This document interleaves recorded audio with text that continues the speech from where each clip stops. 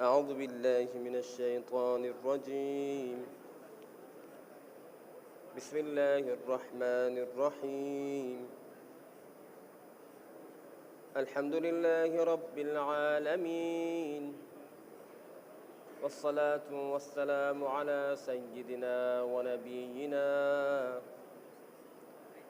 وحبيب قلوبنا أبي القاسم المصطفى محمد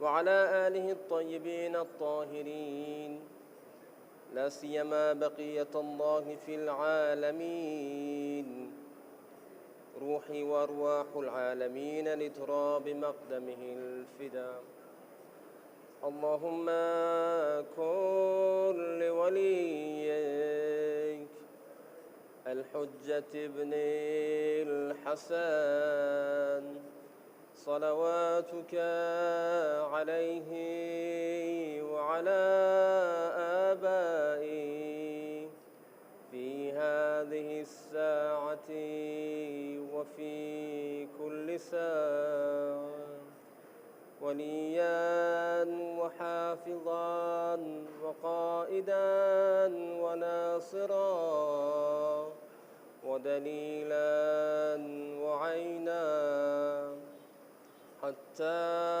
تسكنه أرضك طوعا وتمتعه فيها طويلا. For the hastening in the reappearance of Imam Mahdi alayhi salam, please sallu ala Muhammad wa ali Muhammad.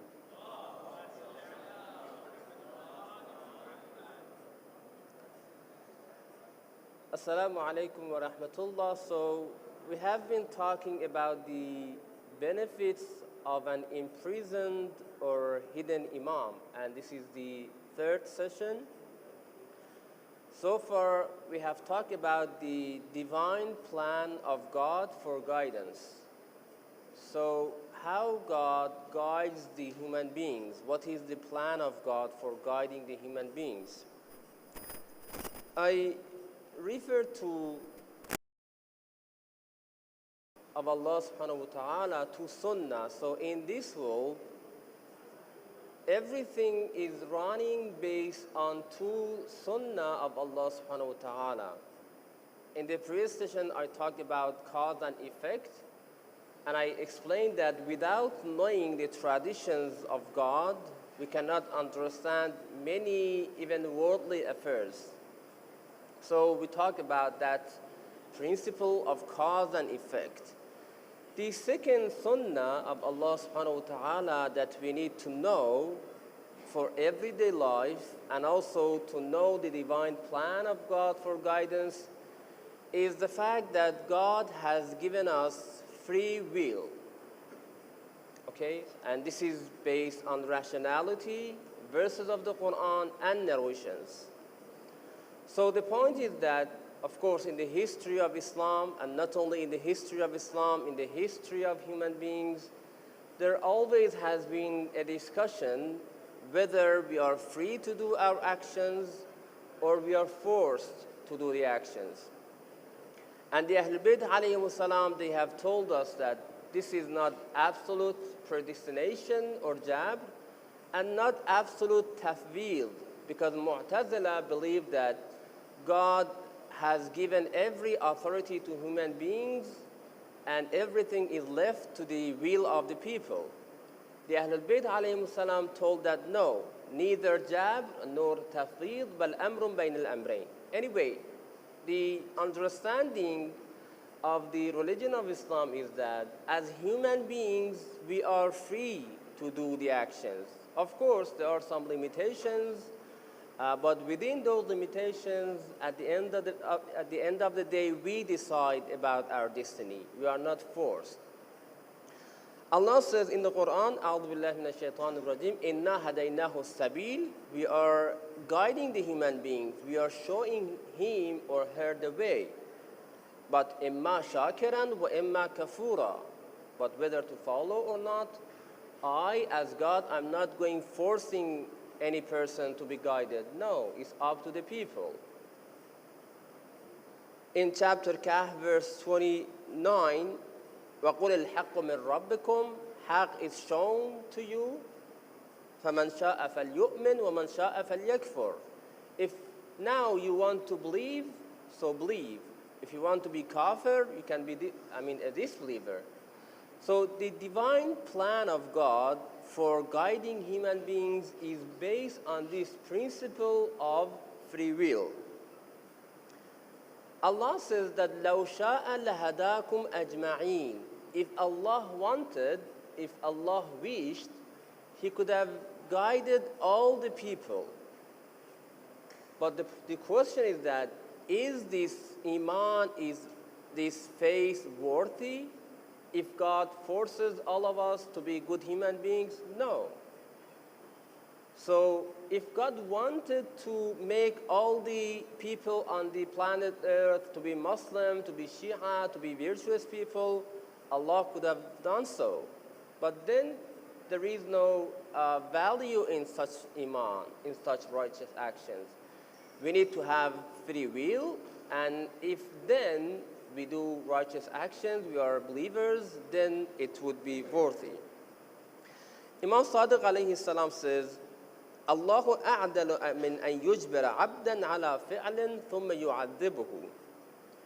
Allah is more just than forcing the people to do some bad actions and then punish them. So one of the reasons that we believe in free will is that on the day of judgment, Allah subhanahu wa ta'ala is going to punish some people. So if you are forced, then people can complain that whatever we did was based on your will. We were forced to be bad people, and God has no right to punish the people, okay? But the Quran says that this is not the case. Allah is adil, Allah is all-wise. So if He is going to punish the people, it means that already He has given us free will. Now, the question is that, is this world a better place with free will or without free will? Okay? Before that, one of the main questions and doubts against the existence of God is what they call it the problem of evil. The problem of evil. So some of the atheists, they argue that there is no God. Why? Because we have so many evils in this world. Some of them are natural disasters, and some of them are the evil done by human beings. On a daily basis, so many innocent people are killed. Nowadays, when you see the scenes for the people in Palestine, one may question that why Allah is not doing anything. People are suffering. Some people suffer from natural disasters, be it earthquakes, floods. Some people are suffering from illnesses. So there are many answers given to this question of problem of evil. But one answer related to our topic tonight is that a great extent of the sufferings of human beings is because of free will of some other people. So if Palestinians are suffering, it is because of the fact that the enemies of Islam, they are misusing their free will. And the same is true about all the oppressed people. Any oppressed people who is suffering, it is because of the fact that the other person has free will and he can cause corruption. He can oppress the people. So one may argue that, okay, why Allah is not taking away this free will from the people? And that is what I'm trying to answer. Is this world better with free will or without free will? Now imagine there is no free will. So when we are awake early in the morning, we can think that, okay, there is no free will. Whatever I do, it means that, God is forcing me to do. So if I do any bad action, no one can blame me Because answering him or her, I would say that, I have no free will. God is forcing me to do so. So you see, if there is no will, all the people could do whatever they want and just justify to say that there is no free will. I'm forced to do this action. So there would be a big problem. Or for example, if I'm suffering from a moral problem, do I have enough motivation to work on myself, to purify myself? No, I would say that, okay, I have this problem, but this is coming from God. So it would cause a lot of problems if there is no free will, okay? And you cannot blame any person.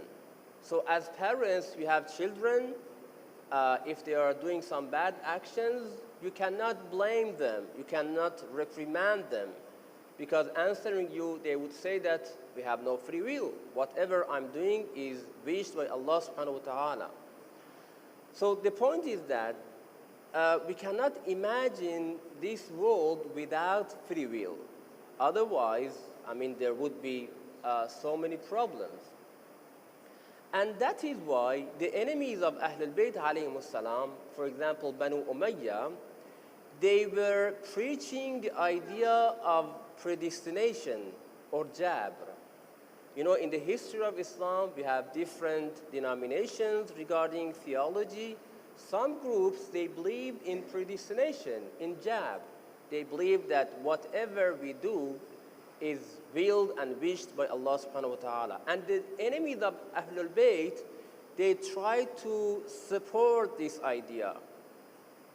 When you refer to what happened after the tragedy of Karbala, in one of the dialogues between Hazrat Zainab salamullahi alayha and Ibn Ziyad in Kufa, Ibn Ziyad says that, Alhamdulillahi alladhi fadahakum wa qatalakum. Praise be to God who disgraced you, who killed you. As if the army of Yazid has no free will. Whatever was done was willed and done by Allah subhanahu wa ta'ala. So they were supporting the idea of predestination. So if there is no free will, every person can oppress another person and to claim that I didn't have any will. It was, forced by God. فَقَالَتْ Zainab, of course, Lady Zainab salamullahi alayha gave him a very, eloquent answer. Alhamdulillahi alladhi akramana bi nabiyyihi Muhammad sallallahu alayhi wa sallam. Praise be to God who honored us through the Prophet and he purified us.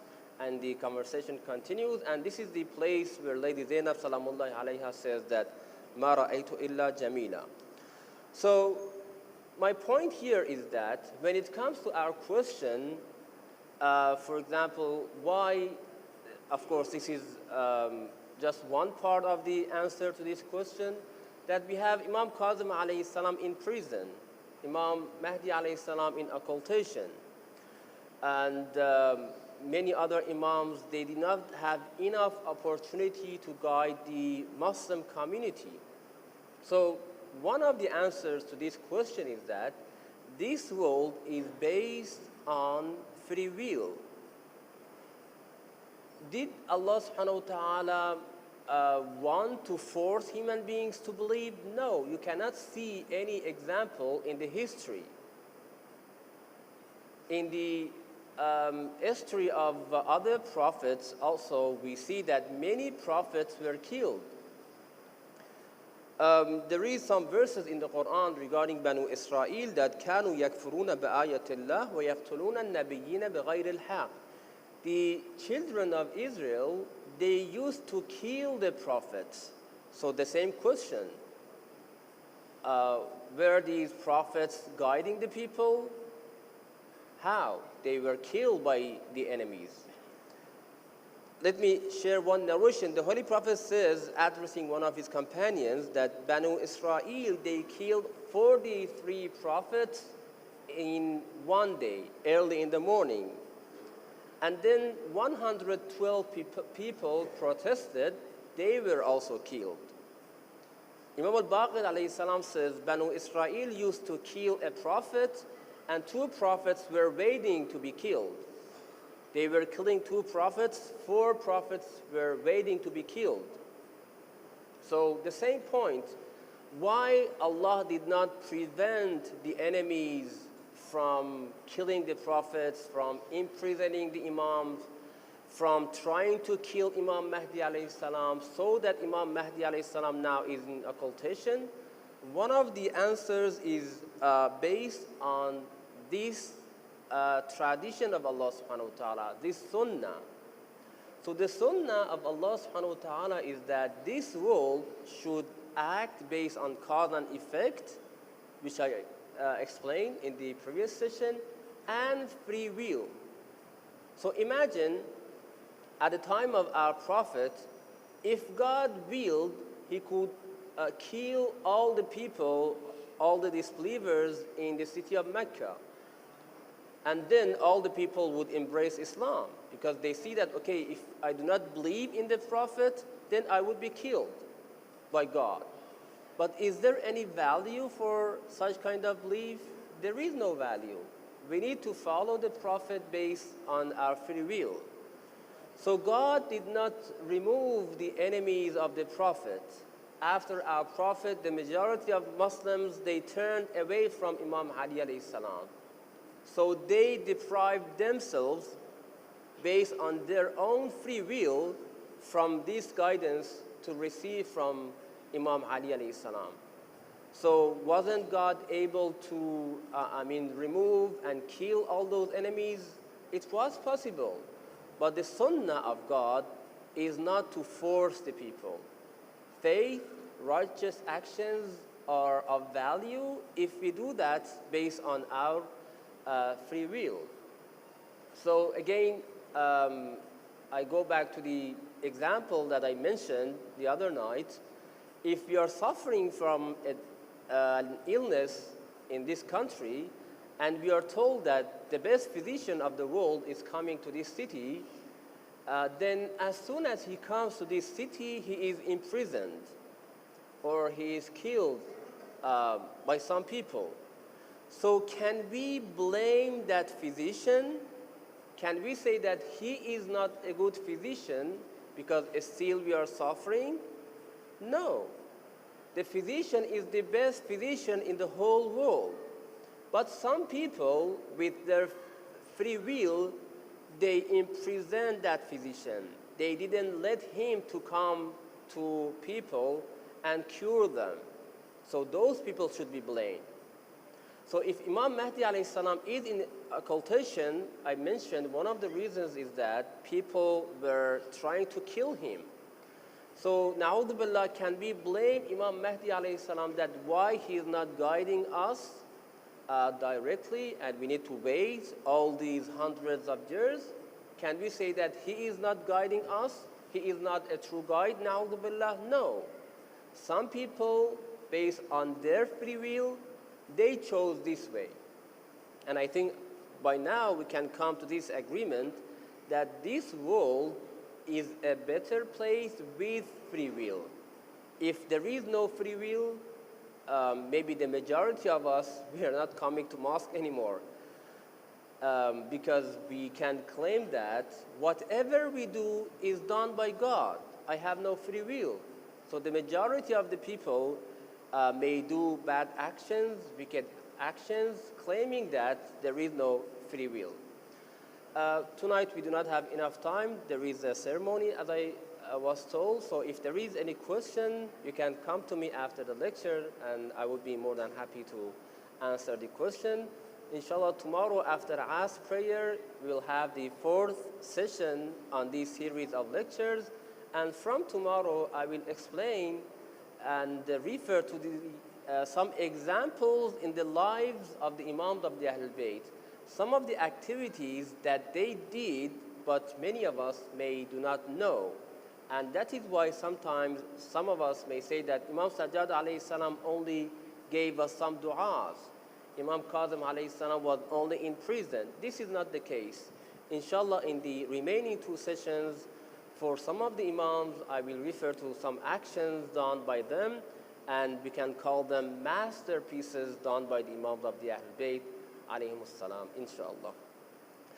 اللهم إنا نسألك وندعوك باسمك العظيم الأعظم الأعز الأجل الأكرم إلهي بفاطمة وأبيها وبعلها وبنيها والسر المستودع فيها يا الله يا الله يا الله يا الله يا الله يا الله يا الله يا الله يا الله يا الله يا رحمن يا رحيم يا مقلب القلوب ثبت قلوبنا على دينك اللهم اغفر للمؤمنين والمؤمنات والمسلمين والمسلمات الأحياء منهم والأموات تابع اللهم بيننا وبينهم بالخيرات اللهم عجل لوليك الفرج والعافية والنصر واجعلنا من أعوانه وأنصاره والمستشهدين بين يديه صلوا على محمد وآل محمد